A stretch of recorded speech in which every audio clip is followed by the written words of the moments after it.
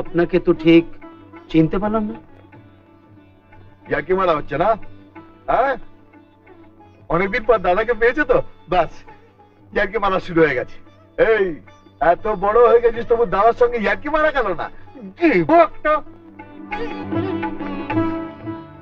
বাবা, তোকে কি লাগছে রে? পাক্কা সাহেবের মতো। দাঁড়া দাঁড়া, তোকে একটু ভালো করে দেখি, ভালো করে দেখি তোকে।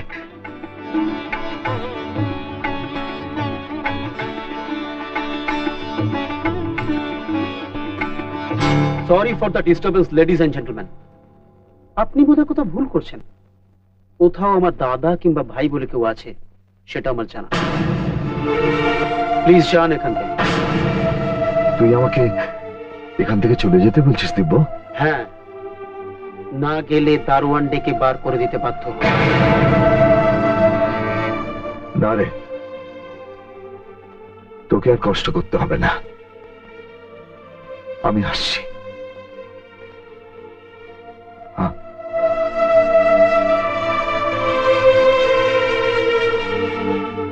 লোকটাকে কিরকম চেনা চেনা লাগছে? হ্যাঁ, বীরপুর স্টেশনের কুলি, ট্রাক পাচারের দায়ে 2 বছর জেল খেটেছে। খবরের কাগজে ছবি বেরিয়েছিল, তাই বোধহয় আপনার চেনা চেনা লাগছে।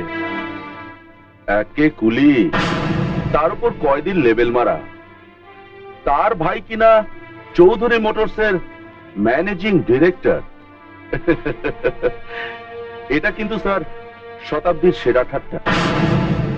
এই যে কথায় বলে না, পাগলে কিনা বলে, জেলের ঘানি টেনে টেনে মাথাটা একবার গ্যাস করে।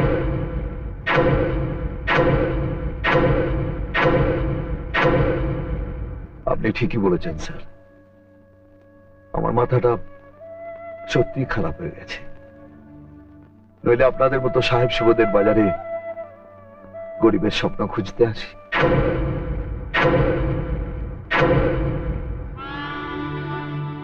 মাফ করবেন স্যার, আপনাকে ঠিক আমার ভাইয়ের মতো দেখতে। বাইরে থেকে দেখে বুঝতে পারিনি, ভেতরটা যখন দেখলাম অনেক তফাৎ। আমার ভাই হলে এতক্ষণে আমার বুকে ঝাঁপিয়ে পড়তো, বলতো, দাদা তুমি কেমন আছো? তুমি জানো না, তোমাকে অনেকদিন না দেখলে আমার খুব কষ্ট হয়।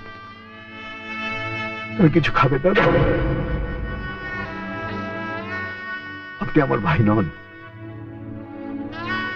মাথাটা ঠিক নেই তো?